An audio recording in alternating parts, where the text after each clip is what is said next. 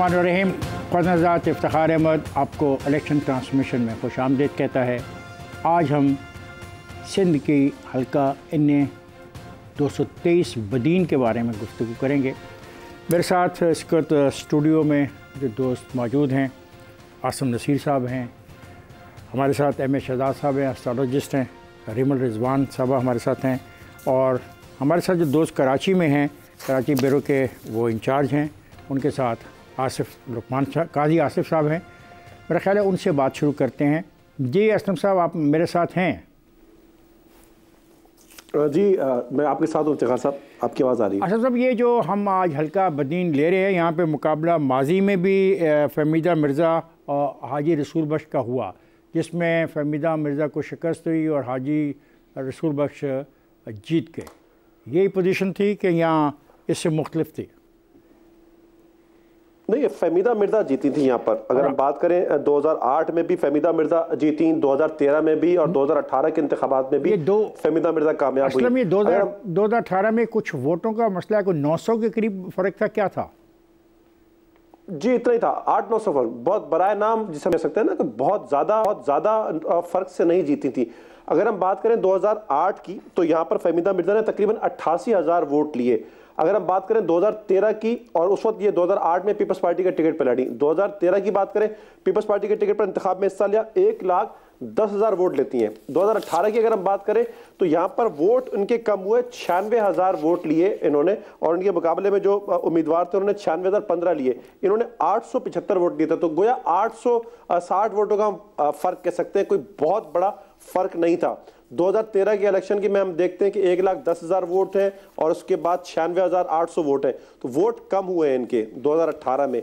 और उसमें पहले पीपल्स पार्टी के टिकट पर लड़ी, और 2018 में जीडीए के टिकट पर इंतखाब में उन्होंने हिस्सा लिया था। जब हम जीडीए की बात कर रहे हैं, वोट पे इनका फर्क पड़ा था। असलम खान, जब हम जीडीए की बात करें तो काजी आसिफ, आपके पास कोई है ताज़ा तरीन खबर कि जीडीए की कैंपेन वहाँ पे कैसे जा रही है सिंध के अंदर? मेहरबानी सर, मतलब ये कि अगर बदीन के 223 के हवाले से बात करेंगे तो वहाँ पे कैंपेन ख़ास तौर पर जो मिर्ज़ा साहिबान हैं यहाँ वहाँ पे, क्योंकि अभी जो हम उनको डॉक्टर फ़हमीदा मिर्ज़ा को जो जीडीए का निशान था, वो जो स्टार था, वो मिला नहीं। और इसके बाद जो सूरत हाल बनी है, जो हमारे ज़राए कह रहे हैं कि शायद वो ख़ुद इस इलेक्शन में हिस्सा ना ले, वो इतनी ज़्यादा सरगर्मी ना दिखाए, बल्कि अपने बेटों की, अभी कुछ दिन रह गए की जो है वो नहीं, आसिफ कुछ दिन रह गए बाकी के भी फैसला करना है उनको। नहीं, मतलब जो अभी आज की मैं बात बता रहा हूँ, क्योंकि आज ही स्टार के हवाले से जो निशान था उनका जीडीए का, उसके बारे में फैसला हुआ है डॉक्टर फ़हमीदा मिर्ज़ा के हवाले से। नहीं। तो उसमें अब ये है कि उनकी, जी मुझे बताएं, अगर ये फैसला हो गया कि फ़हमीदा मिर्ज़ा इलेक्शन नहीं लड़ रही, तो फिर हम फ़हमीदा मिर्ज़ा पे गुफ्तगू कर रहे हैं, उनको हम दावत दे रहे हैं, वो ऑडियो कॉल पे आ गई हैं। फ़हमीदा मिर्ज़ा साहबा मेरे साथ तशरीफ़, फ़हमीदा मिर्ज़ा साहबा मेरे साथ हैं। मोहतरमा फ़हमीदा मिर्ज़ा, आप मेरी आवाज़ सुन सकती हैं? जी। अच्छा, पहले तो वो हैरान कौन कंट्रोवर्सी अब मेरे ख्याल ख़त्म हो गई और आप आज़ाद उम्मीदवार के तौर पे इंतखाब लड़ रही हैं। इससे आपके वोटर्स को फ़र्क तो नहीं पड़ेगा कि आप आज़ाद उम्मीदवार हैं और आपके पास अपना जीडीए का निशान भी नहीं? देखिए पहले तो ये कि कंट्रोवर्सी खत्म नहीं, बढ़ा दी गई। अच्छा। जितने इस वक्त इलेक्शन कमीशन पे तहफ़्फ़ुज़ात थे उसमें इजाफा हुआ है। इस इलेक्शन की लेजिटिमेसी पे और उंगलियां उठ गई कि एक पार्टी हेड कह रहा है कि इनको टिकट दें और ये हमारी कैंडिडेट हैं, हमने इनको टिकट दिया है, अब इनको सिंबल अलॉट कर दें। लेकिन इलेक्शन कमीशन ये फैसला करती है नहीं कि ये जीडीए से नहीं लड़ेंगी, ये इंडिपेंडेंट लड़ेंगी। Who is election commission to decide that? When my party has decided, मेरे नॉमिनेशन पेपर्स पे जीडीए का लिखा है, मुझे पार्टी ने टिकट दिया है, मैं किसी उससे मेरा ताल्लुक है। On their own how can they decide कि मेरा जीडीए से कोई ताल्लुक नहीं होगा और मैं निकल जाऊंगी? फ़हमीदा, देखिए, I have challenged this order, I will be going to the court, and मुझे कोर्टों में पूरी उम्मीद है कि मुझे इंसाफ मिलेगा कि ये किस किस्म की इलेक्शन कर रहे हैं। इलेक्शन कमीशन पार्टी क्यों बना हुआ है और ऐसे मुझसे कौन से खतरात हैं? फ़हमीदा साहबा, अब आप जाएंगी अपील में, दिन तो हमारे पास कोई रह नहीं गए, तो क्या दिन तो कोई नहीं, मेरा फंडामेंटल राइट है। No you can go, you can go and ask for your fundamental right. My question is regarding the election. यहाँ से लेके इलेक्शन में दिन तो कोई नहीं है, तो आप वो जंग लड़ेंगी या इलेक्शन की जंग लड़ेंगी? मैं दोनों जंगें लड़ूंगी। गुड। और आपके सामने, और ये मेरे साथ पास्ट में भी होता रहे। तो मैं जो है, मैं दोनों जंगें लड़ूंगी और आप देखेंगे कि इंशाल्लाह ताला कि मुझे जस्टिस मिलेगा और मैं इलेक्शन में जाऊंगी। अच्छा, आपके इलाके, मैं जाऊंगी वैसे आपके इलाके के जो मसाइल हैं उसमें सबसे अहम मसला जो आप समझते हो, अगर आप दोबारा जीत गए और आप मेंबर बन गए, असेंबली के गए, तो आप कौन सा मसला है जिसको तरजीही बुनियादों पे हल करने की कोशिश करेंगे? देखिए, जो सबसे बड़ी यहाँ है कि गुर्बत में इजाफा किया है इन्होंने, ड्रग्स में इजाफा किया है जो सिटिंग हुकूमत थी, इन्होंने क्राइम में इजाफा किया है। 15 सालों में साफ पीने का पानी लोगों को नहीं दे सके हैं, जिसके साथ सेवरल हेल्थ इश्यूज हैं। और वैसे जमीनों का पानी नहीं मिलता तो उनका माश जो रोजगार है वो अफेक्ट होता है। यहाँ पे सबसे ज्यादा गुर्बत है।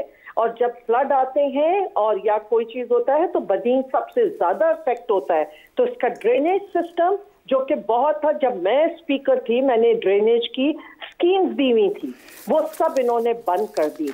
मैंने साफ पीने के जो इनको स्कीम्स दी थी वो भी आधे में इन लोगों ने बंद कर दी। फमीदा साहब, आप हमारे साथ रहिएगा। हाजी रसूल बख्श चांडी साहब भी हमारे साथ आगे, मैं उनसे भी गुफ्तगू करता हूँ, फिर आपसे भी गुफ्तगू।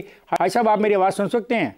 जी जी जी। हाजी साहब, ये जो फमीदा मिर्ज़ा साहबा ये बता रही हैं, जो उस इलाके के इश्यूज़ हैं, पीने का पानी नहीं है, आपाशी के लिए पानी नहीं है, ड्रग्स का वहाँ पे इस्तेमाल बहुत बढ़ गया है, तो इसका क्या हल, क्या सोचते हैं आप, तजवीज़ करते हैं? अस्सलाम वालेकुम मेरे भाई।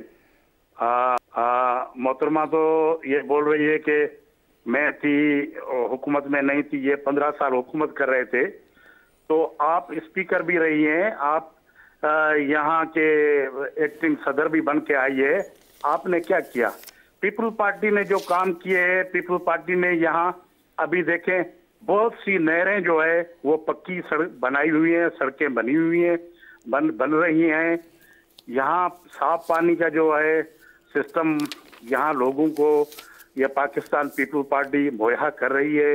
यहाँ पाकिस्तान पीपल पार्टी के नुमाइंदे फ्लडो कोई भी मसला हो हर वक्त हाजिर है। चांडी साहब, आपकी बात दुरुस्त है। आप मेरी बात सुने। मैं आपकी बात सुन रहा हूँ। मुझे स्पेसिफिक कुछ इश्यूज हैं जो मैं उनसे भी करना चाह रहा हूँ आपसे। मसलन पीने का साफ पानी आप कह रहे हैं आपने फराहम कर दिया, क्या ये सब देहातों में सब लोगों के पास है? देखिए ना, यहाँ मसले तो है। ये जो है हमारा इलाका जो है वो पानी की बारिशें ज्यादा होती हैं तब भी सैलाब में आता है, पानी की शॉर्टेज भी होती है, लेकिन वो मसला जो है पाकिस्तान पीपल पार्टी ने बहुत सा हल किया हुआ है। जी फमीदा साहब, आप मेरे बैठी थी, एक सेकंड, मोहतरमा जो बैठी थी, मेरी बात एक सेकंड, मैं आपकी बात, दोनों की बातें मैं सुनूंगा। मेरे लिए आप दोनों ही काबिल एहतराम है और मैंने आपको दावत दी है, मैंने आपको दावत दी है, मैं आपका शुक्रगुजार हूँ। लेकिन हम चाहते हैं देखने वालों को समझ आए। देखिए, बदीन पर हम प्रोग्राम कर रहे हैं। नॉर्मली इस किस्म के इलाकों पर प्रोग्राम टीवी के नहीं होते, लेकिन मैं समझता था होना चाहिए। फमीदा, आपके ख्याल में क्या तरीक़ाकार है कि आप पीने का साफ पानी मुहैया कर सकते हैं? कितनी लागत आएगी इस पर? अच्छा, मैं सबसे पहले इफ्तिखार साहब, इनका ताल्लुक है टंडो मोहम्मद खान से। एक बात, इनके भाई एमपी का मेरे नीचे इलेक्शन इन्होंने लड़ा था और पूरा का पूरा मैंने सपोर्ट किया था, और बाकी उस वक्त हम दोनों पीपल्स पार्टी में थे। ये जरा गिनवा दें कि कितने, जब हम पीपल्स पार्टी में थे तो पीपल्स पार्टी ने एक काम किए, और गोलारची में मैंने वो ऐसा पीने का पानी का वो दिया सीमेंस कि आपके मिनरल वाटर से ज्यादा वो था। लेकिन जब मेरे इनसे इख्तलाफ हुए तो आपने वो स्कीम, वो आज तक स्कीम पड़ी है। मैंने तो इनसे कहा है मेरी तख्ती उतार दीजिए, आप अपनी तख्ती लगाइए लेकिन लोगों को साफ पानी दीजिए। मैंने गोलारची में वहां पे ड्रेनेज सिस्टम दिया और वो जहां आधा था उसको आधा बंद कर दिया मेरे इख्तलाफ के बाद। मैंने वहां पे बाईपास दिया, मैंने गोलारची को ग्रिड स्टेशन दिलवाया, जिसके बाद, और उसका पर्पस ये था एज अ स्पीकर मैं ये कर सकती थी, लेकिन जाहिर है मुझे भी लिमिटेड फंड्स मिलते थे, मैं प्राइम मिनिस्टर नहीं थी, पर मैंने अपनी एफर्ट से जब ग्रिड स्टेशन मिला तो सेवरल वहां पे राइस मिलें खुली, ये उसकी तस्दीक करेंगे, बेतहाशा राइस मिलें खुली, क्योंकि पहले बिजली का बहुत बड़ा बहरान था। और उसके बाद वहां पे लोगों को रोजगार मिला, हलाल रोजी की जगह मिली। फहमीदा साहब, इसके साथ साथ फहमीदा, मैं अपनी लिस्ट गिनवाने नहीं, आज फहमीदा साहब, गांव में बिजली है वो मेरे दी। फहमीदा साहब एक सेकंड, हाई साहब इनका ये कहना है कि जब आप दोनों पीपल्स पार्टी में थे तो इस हल्के के लिए आपने मिलके बहुत मेहनत की। मैंने की, इनका कोई रोल नहीं। मेरी बात सुने, हाँ। पाकिस्तान पीपल पार्टी ने जो काम दिए थे वो मिलके पाकिस्तान, अभी मेरी बात सुने ना, ग्रेजुएशन की बात है तो ग्रेजुएशन यूसुफ रजा गिलानी थे वजीर आजम, और सदर हमारे आसिफ अली जरदारी थे, उन्होंने दी थी, उन्होंने ही दी थी।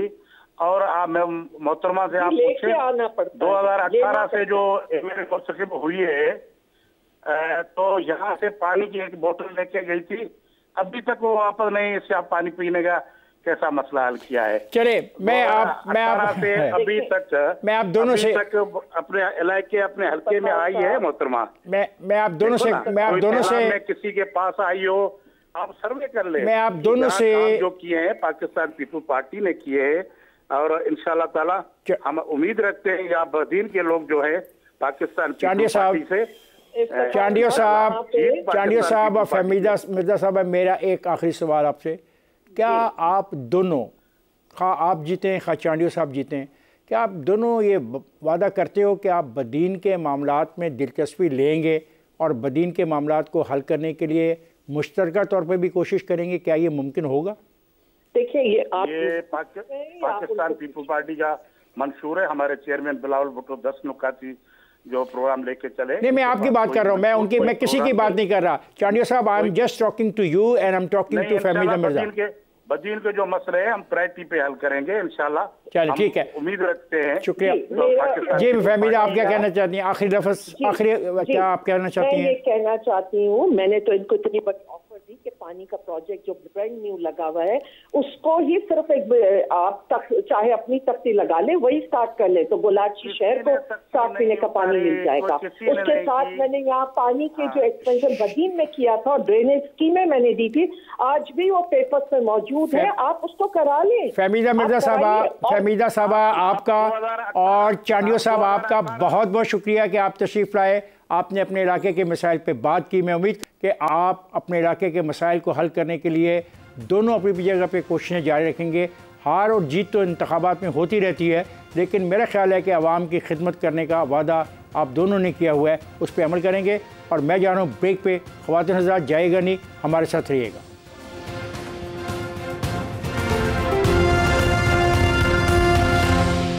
वेलकम बैक ख़वातीन हज़रात, हम बदीन के हवाले से बात कर रहे थे और हमारे साथ फहमीदा मिर्ज़ा साहबा थी, हाजिर चांडियो साहब थे, वो अपने इलाके के मसाइल की निशानदेही कर रहे थे। जैसे मैंने इस ख्वाहिश का इज़हार किया कि उम्मीद करता हूँ कि मिल के उन मसाइल को हल करेंगे। मुझे जाना है कराची स्टूडियो में असलम खान साहब के पास और काजी आसिफ आपके पास चलते हैं, देखते हैं वो हमें क्या कहते हैं। इससे पहले कि मैं उधर जाऊँ, क्यों ना हम रिमल रिजवान से पूछें कि आज रिमल रिजवान के पास हमारे बताने के लिए क्या। जी रिमल। सर, सबसे पहले खबरें शामिल करते हैं। आम इंतखाबात पर सिक्योरिटी खतरात की इतलात पर पंजाब भर में दफ़ा 144 नाफिज कर दी गई है। दूसरी जानिब निगरान वफाकी वज़ीर इतलात, नशरियात और पार्लिमानी अमूर मुर्तज़ा सलंगी ने कहा कि इंतखाबात 2024 की कवरेज के लिए 49 गैर मुल्की सहाफ़ियों को वीज़े जारी कर दिए गए हैं। मज़ीद बात करें तो 10 कदावर शख्सियात इलेक्शन 2024 में हिस्सा नहीं ले रहीं। इनमें साबिक़ गवर्नर सरदार जुल्फ़िकार अली खान खोसा, सरदार नसरुल्लाह खान दरीशक, नियाज़ अहमद झक्कर, हामिद नासिर चट्ठा, सरदार आशिक गोपांग, सिकंदर हयात बोसन, उस्मान इब्राहीम, सरदार तालिब हुसैन नकई और राजा रियाज शामिल हैं। पाकिस्तान भर में 92,353 पोलिंग स्टेशन कायम किए गए हैं। पंजाब में सबसे ज़्यादा 52,412 पोलिंग स्टेशन, सिंध में 16,000, KP में 12,000, बलूचिस्तान में 5 और इस्लामाबाद में 3,000 पोलिंग स्टेशन कायम किए गए हैं। मज़ीद बात करें तो पंजाब के साबिक़ वज़ीर आला परवेज़ इलाही ने कागज़ात नामज़दगी मुस्तरद किए जाने के ख़िलाफ़ सुप्रीम कोर्ट में अपील दायर कर दी है। कौमी वतन पार्टी के चेयरमैन आफ्ताब शेरपाओ ने इलेक्शन कमीशन से मुतालबा किया कि इंतखाबात में शफाफियत के लिए पोलिंग स्कीम को मुश्तर किया जाए। बानिया PTI ने कहा, ये जो मर्ज़ी कर लें, तहरीक इंसाफ को नहीं हरा सकते। स्टैटिस्टिक्स की जानिब चलते हैं। बदीन का हल्का है, बदीन की दूसरी नशिस्त है। यहाँ पे देखते हैं इस मरतबा पोलिंग स्टेशंस की कितनी तादाद है, वोटर्स कितने होंगे, फीमेल कितने होंगे और मेल कितने होंगे। सबसे पहले पोलिंग स्टेशंस है NA 223 के अंदर 355, जबकि रजिस्टर्ड वोटर्स की तादाद 4,70,581 है, जिसमें मर्द वोटर्स 2,53,871 जबकि ख़वातीन रजिस्टर्ड वोटर्स 2,16,710 हैं। 2024 की जानिब चलते हैं कि इस मरतबा हल्के में कौन से उम्मीदवार मद्दे मुकाबिल होंगे। 2 उम्मीदवारों में तगड़ा मुकाबला होगा, जिसमें सबसे पहले डॉक्टर फहमीदा मिर्ज़ा हैं जो कि आज़ाद उम्मीदवार हैं। 2018 में इससे कबल ये GDA के टिकट पर इंतखाबात में हिस्सा लेती थी। इनका मुकाबला करेंगे पाकिस्तान पीपल्स पार्टी के हाजी रसूल बख्श चांडियो और तीसरे नंबर पर हैं जमीयत उलमा इस्लाम पाकिस्तान से ताल्लुक़ रखने वाले फ़तेह मोहम्मद। 2018 की बात की जाए कि किन उम्मीदवारान के दरमियान मुकाबला हुआ, किसने किसको शिकस्त दी, तो सबसे पहले मद्दे मुकाबिल उम्मीदवारों को देखते हैं। NA 230 था 2018 में, यहाँ से डॉक्टर फहमीदा मिर्ज़ा GDA के टिकट पर इन्होंने इंतखाबात में हिस्सा लिया। इनका मुकाबला किया पाकिस्तान पीपल्स पार्टी के हाजी रसूल बख्श चांडियो ने और तीसरे कैंडिडेट थे मुत्तहिदा मजलिस अमल से ताल्लुक़ रखने वाले फ़तेह मोहम्मद। देखा जाए कि जीत और हार का तनासब क्या रहा, वोट कितने थे, वोटों का मार्जिन क्या था और टर्न आउट क्या रहा, तो डॉक्टर फहमीदा मिर्ज़ा ने कुल 94,000 के करीब वोट हासिल किए और बड़े कम वोटों के मार्जिन से 900 वोटों के मार्जिन से हाजी रसूल बख्श चांडियो को शिकस्त दी, जबकि हल्के का टर्न आउट 58.17% रहा। और आखिर पर चलते हैं 2024 की सूबाई नशिस्तों की जानिब। इस बार हल्के में सूबाई असम्बली की 3 नशिस्तें हैं, जिसमें 70, 71 और 72 हैं। 70 जो है नशिस्त, ये इसका कुछ हिस्सा इस इलाके में आता है, जबकि बाकी दोनों नशिस्तें मुकम्मल हैं। 70 में हमारे पास कम्बरानी का इलाका है, जबकि PP 71 की जानिब चलते हैं और उसमें इलाके देखे जाएँ तो उसके अंदर हमारे पास आता है सीरानी और इसके अलावा PP जो आखिरी इसकी नशिस्त है, PS जो है इसकी आखिरी नशिस्त है सूबाई असम्बली की, इसमें चरकी और लश्करानी का इलाका शामिल है। शुक्रिया रिमल। हम अब कराची जा रहे हैं। कराची में असलम खान साहब और काजी आसिफ साहब हमारे साथ मौजूद है। जी काजी साहब, मैं आपसे बात कर रहा था, आप बात बीच में नामुकम्मल रहेगी, आप बताइए आप कुछ कहना चाह रहे थे।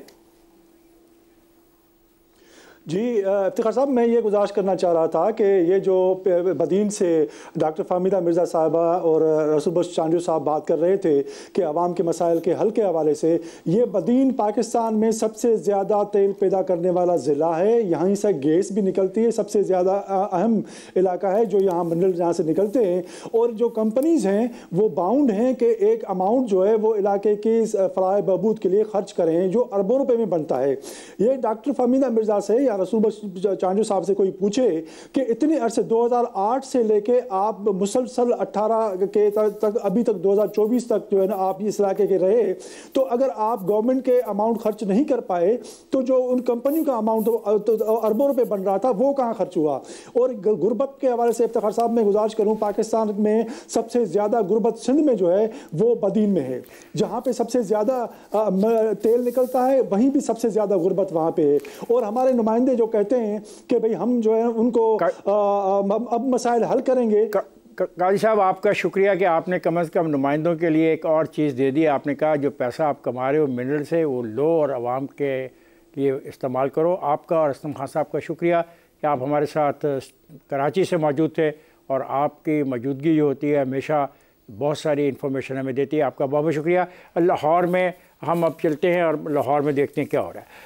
जी आप हमारे साथ मौजूद हैं मोहतरम आसिम नसीर साहब। आपको तो मैंने इसलिए बुलाया कि हम ओवरऑल देखें क्या पिक्चर है, क्योंकि जिन हलकों में आप फिर रहे हैं वो काफ़ी इन्फॉर्मेशन भी लिए फिर रहे हैं। क्या उनके हलकों में ख़बर है? देखिए इफ्तिखार साहब, बहुत शुक्रिया। इशू ये है कि अभी जैसा बदीन की बात की, मैं एक चीज़ पंजाब के तकरीबन काफ़ी ज़्यादा शहरों का मैंने विज़िट किया है और इसी सिलसिले में रोज़ ही कहीं ना कहीं अभी भी लाहौर के अंदर जहाँ पे मरियम नवाज़ का उन्हें इंतखाबी अपनी मुहिम का आगाज़ किया है, वहाँ भी गया। पाकिस्तान मुस्लिम लीग नून से बाहर आ जाओ। नहीं मैं सबका बता रहा हूँ, मैं सब क्या महसूस कर रहे हो? पहली बात है कि क्या इलेक्शन तुम्हें होता नजर आ रहा है, कोई कैंपेन बनी? जी बिल्कुल, ये एक बड़ा जो हर एक का जो शख्स का जो सवाल था ना वो यही होता था, इलेक्शन हो रहे कि नहीं हो रहे। लेकिन आज जब हम 25 जनवरी को बैठे हुए हैं तो बिल्कुल होते नज़र आ रहे हैं। अब लाहौर में देखें, लाहौर से बाहर देखें, इस वक्त जो कैंडिडेट्स की जो हम कहेंगे ना उनकी ब्रांडिंग वो आपको सड़कों पर नजर आ रही है। उम्मीदवारों की ब्रांडिंग आज़ाद की आ रही है, PTI के लोगों की नजर आ रही है, जबकि वो आज़ाद है लेकिन उन्होंने अपने PTI का जो स्लोगन है वो लेके उनकी बैनिंग हुई है। और वो जो एक तरफ से जो इल्ज़ाम लगाया जा रहा था ना कि हमें लेवल प्लेइंग फील्ड नहीं मिल रहा, मेरा ख्याल है वो झूठा इल्ज़ाम है, क्योंकि हमें तो हर जगह पर शहर से बाहर गए हैं, लोधरा गए हैं, ननकाना गए हैं, हाफजाबाद गए हैं, मानसहरा गए हैं, जिधर जिधर गए हर जगह हर जमात नज़र आई है। तो बात यह है कि इस वक्त जो इलेक्शन होता हुआ तो नज़र आ रहा है। एक चीज़ के अंदर थोड़ा सा जो मैं जो समझ रहा हूँ कि जो मौसम की शिद्दत है वो आड़े हाथों आ रही है। से क्या मतलब मौसम जो सर्द है वो इलेक्शन की कैंपेन को मान कर रहा है। रात को धुंधें पड़ रही हैं, सर्दी बहुत ज़्यादा है, कैंडिडेट्स भी अपनी मूवमेंट नहीं कर सकते। कैंडिडेट्स तो चले वो कर रहे हैं, उनकी मजबूरी है, उन्होंने वोट के लिए आना है, लेकिन जो वोटर है वो उस तरह एंगेज नहीं हो पा रहा। तो बात यह है कि अभी जो एक चीज़ आपने बात की, हमारे पैनलिस्ट ने भी कराची में बात की और हम पिछले भी आपके प्रोग्राम से भी कराची के पैनलिस्ट से बात ना के वक्त फिर कर ले, उनसे भी कर ले। मैं अगर आप मुझे मैं एक पॉइंट के ऊपर करना चाह रहा था कि जो उन्होंने बात की ना कि हम उन अवाम जहाँ से पैसा निकल रहा है, मिनरल से निकल रहा है, उनकी जो ज़िंदगी का म्यार है वो बहुत ज़्यादा, ठीक है, बहुत गुर्बत से भी नीचे है। बात यही हमें हर जगह नजर है। आसिम सिंह हमारे साहब बदीन के जो रिपोर्टर है, जो असल में तो आप रिपोर्टर जो होते हैं ग्राउंड में वही ज़बरदस्त होते हैं। हमारे साथ मौजूद हैं समद खोसा साहब। जी बिल्कुल। समद खोसा साहब कैसे हैं आप? ठीक ठाक हैं? जी सर, अल्लाह का करम, ठीक ठाक। कैसी जा रही है बदीन में कैंपेन? कोई पोस्टर, कोई पैम्फलेट, कोई हैंडबिल, कोई बैनर्स नज़र आ रहे हैं कि बस ऐसे ही चल रहा बात? जी बिल्कुल सर, 8 फरवरी को जो होने वाले आम इंतखाबात हैं उस हवाले से अगर बदीन को देखें तो बदीन के 2 कौमी और 5 जो सूबाई नशिस्तें हैं उनके ऊपर इलेक्शन के हवाले से गेमा गेमी जो है वो बिल्कुल नज़र में आ रही है। जबकि जो मुख्तलिफ सियासी जमायतें हैं वो अपने वोटर्स को कायल करने के लिए जो है वो वर्क तेज़ कर दिए हैं उन्होंने। जबकि यहाँ पर इस हल्के के अगर मैं मसाइल पर आपको बताऊं तो इस हल्के में जो मुंतखब रुकन कौमी और सूबाई जो असेंबली के उम्मीदवार थे उन्होंने यहाँ पे किसी किस्म का कोई भी जो है वो काम नहीं किया। जैसा कि समझ मैं ये पूछना चाहूँगा कि ये जो इलेक्शन कैंपेन है इसमें जीपें इस्तेमाल हो रही हैं, इसमें बैलगाड़ियाँ इस्तेमाल हो रही हैं, इसमें ऊँट इस्तेमाल हो रहे हैं, मोटरसाइकिलें इस्तेमाल हो रही हैं, ट्रैक्टर इस्तेमाल हो रहे हैं, क्या रंग क्या है बदीन के देहातों की तरफ और जो छोटे कस्बे उनमें हो क्या रहा है, मैं ये जानना चाहता हूँ। जी बिल्कुल, जैसे अभी जो है वो जैसे डॉक्टर फहमीदा मिर्ज़ा थी जीडीए की तरफ से और डॉक्टर जुल्फ़िकार मिर्ज़ा थे, उनके जैसे फार्म नामजदगी थे वो रद्द हो गए थे, तो एक आम मतलब के जो वोटर्स था उनके अंदर एक मायूसी छा गई थी। उनके जैसे ही जो फार्म थे वो मतलब के बहाल हुए, उनके बाद जो है वो सियासी गेमा गेमी जो है वो बिल्कुल नज़र आ रही है।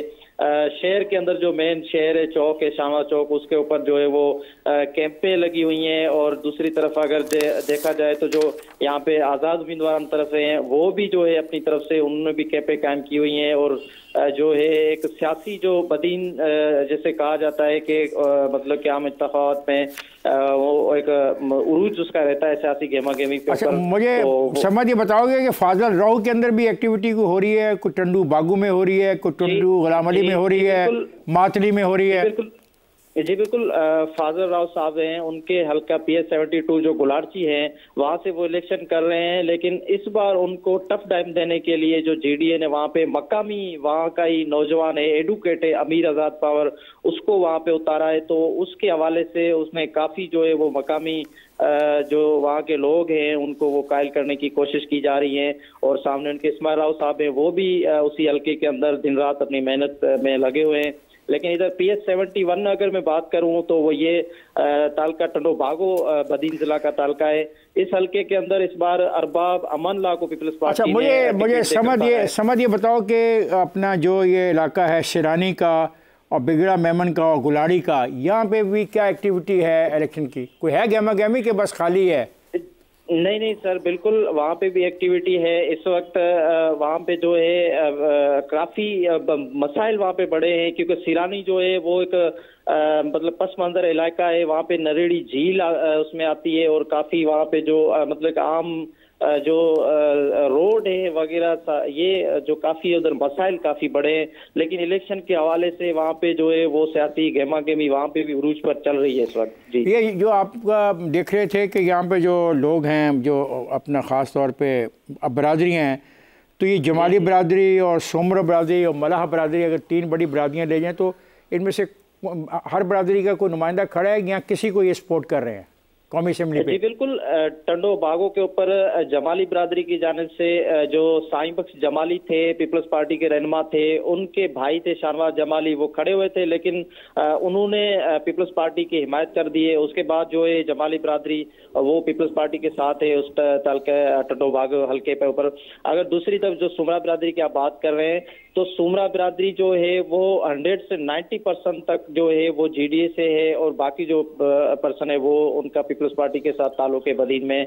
तो काफी जो बड़ी ये बिरादरी यहाँ से इनका बड़ा एक वोटर है, तो बड़ी उनका जीडीए के अभी उनके जो काफी जो थे इमरान सुमरो थे अभी उन्होंने भी हिमायत कर दी है जीडीए की यहाँ से। समाद, आपका बहुत बहुत शुक्रिया कि आप हमारे साथ थे और आपने हमें बहुत तफसील से बदीन और बदीन के साथ मलिका जो सूबाई असेंबली हैं वहाँ पे जो पॉलिटिकल एक्टिव जो लोग शामिल हैं उनके बारे में आगाही दी।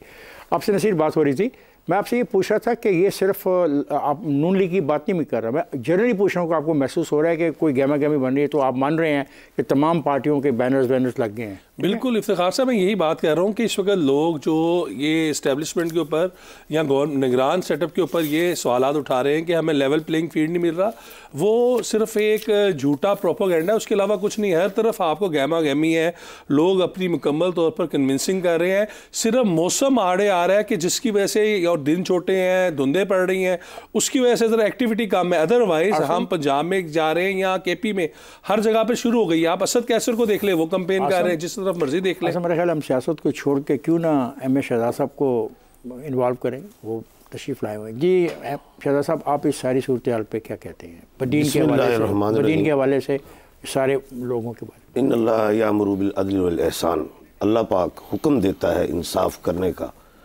और एहसान करने का। 2024 जो है ये दौर और दौर 4, ये सारे डिजिट्स को काउंट करें तो 8 बनता है।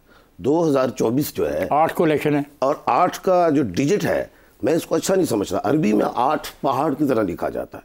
8 में लड़ाई होती है, 1 नंबर अल्लाह से है, 2 नबी करीम सल्लल्लाहु अलैहि वसल्लम, 3 सफ़र, 4 जायदाद, 5 जो है बख्त, 6 सहर, 7 मुनाफकत और 8 लड़ाई और झगड़ा। 8 फरवरी जो है डेट अच्छी नहीं है। मैं बहुत से निजी चैनल्स पे कहा कि 8 अच्छा नहीं है। इसमें से क्यों 2023 में अगर हम गौर करें कि 14 अक्टूबर को जो था सोलर एक्लिप्स हुआ, 28 को ल्यूनर, जिसकी वजह से मैंने पेशन गोई की थी कि लड़ाइयां, झगड़े, सुनामियां, अर्थक्वेक्स, ये सारी वार्स, ये जो 8 का डिजिट सिविल वार की तरफ जा सकता है। अब हमारे दूसरी तरफ बदीन पे आइए, अब बदीन पे आ गए। बदीन में है मोहतरमा फहमीदा मिर्जा। अब फहमीदा का जो नाम है वो मुश्तरी में, जुपिटर में, मिर्जा सूरज में, तमाम प्लैनेट्स में सबसे स्ट्रॉन्ग जो प्लैनेट होता है वो जुपिटर होता है, और मिर्जा सूरज है। और सूरज इज नॉट ए प्लैनेट, एक स्टार है, इसके इर्द गिर्द घूमते हैं। अब बड़ी अहम बात बताऊं, मोहतरमा फहमीदा मिर्जा का जो डिजिट है वो 7 है। जो वोट की तादाद है वो है 4,70,581। इन सब डिजिट्स को काउंट करें तो बनता है 7। और दूसरी बात, हल्के में 5 सूबाई और 2 कौमी, ये भी बन गए डिजिट 7। उसके बाद जो इन सारे 7 को काउंट करें तो फेवर देता है फहमीदा मिर्जा साहिबा को इलेक्शन। अब हम जाते हैं रसूल बख्श साहब की तरफ, क्योंकि हमें अच्छा, अब रसूल बख्श साहब की तरफ जाए, वो 2 वीनस के मालिक हैं। अब वीनस को मार पड़ी है। अगर हम देखें मोहतरमा बुशरा रियाज साहिबा, वो 2 वीनस की मालिक है, और जाहिर है वो अदालती मामलात में है। तो रसूल बख्श साहब जो हैं इतने स्ट्रॉन्ग नहीं है, क्योंकि 7 का डिजिट जो है वो इनको फायदा दे रहा है मोहतरमा क्या कहते हैं फहमीदा मिर्जा साहिबा को। ये इसमें मैंने एस्ट्रोलॉजी भी की, जफर भी कर दिया। अभी एक चीज ऐसी रह गई है, हम कार्ड भी निकाल देते हैं कि फहमीदा मिर्जा साहिबा जीत रही हैं या नहीं जीत रही, टेरेट्स पे भी। तो फिर अभी वो भी निकाल जल्दी की टाइम हमारा जल्दी चाह रहा हूँ कि जल्दी ये बात हो जाए। ये कौन निकालेगा? नसीर उठा, आपने निकालना है। आसम जल्दी करो, मेरे पास टाइम नहीं। हरी आप एक ही निकाल, हरी आप। ये देखें, हमने टीवी में भी दिखाना, ये कार्ड है और वो बैठी हुई है सीट पे विनिंग। ये देखिए क्या चक्कर है शहजाद साहब, आप सब कुछ तय करके तो नहीं आए थे? मैं तो पता नहीं, ऐसे ही करता हूँ। मैं अब और बातें भी बड़ी हैं, लेकिन सवाल कीजिए आप। सवाल ही हमारे पास वक्त जो होता तो ज़रूर ये तो घंटों नशिस्त आपके साथ हो सकती है, लेकिन हमारा मसला होता है कि एक टेलीविज़न प्रोग्राम का एक टाइम होता है, उस टाइम के अंदर हमें प्रोग्राम ख़त्म करते हैं। आसम नसीर और आप दोनों का बहुत बहुत शुक्रिया अदा करूँगा। अगर हमारे पास 2 मिनट अगर क्या कि मिल गए तो इन 2 मिनटों को आप कैसे इस्तेमाल करेंगे दोनों? देखिए, मैं तो यही कहूँगा कि लोगों को वोट की हुर्मत को जो है उसका पहरा देना होगा, लोगों को अपना वोट कास्ट करना होगा, लोगों को आना होगा, वोट करें, बाद में बात ना करें। 5 साल के लिए ये मैंडेट दें, जो भी आए वो किसी भी जमात से ताल्लुक़ रखता हो।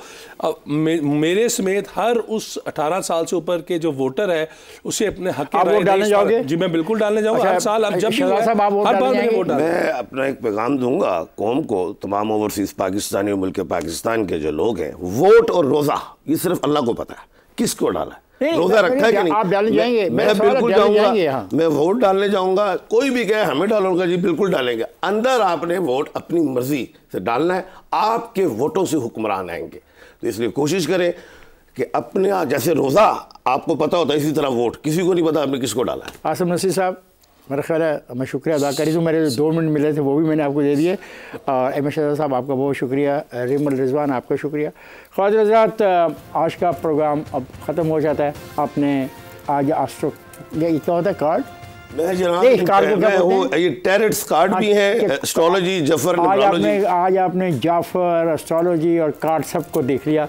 और हमारे साथ मुअज़्ज़ज़ मेहमान भी थे, कराची से भी तो दोस्त है हमारे, वो दोस्त जो बदीन में मौजूद है और समा के लिए काम करता है, वो भी हमारे साथ मौजूद थे। आप सब लोगों की बातें आपने सुनी। मुझे अब इजाज़त दें, कल आपसे मुलाकात होगी एक और नए हल्के के साथ। तब तक के लिए खुदा हाफ़िज़।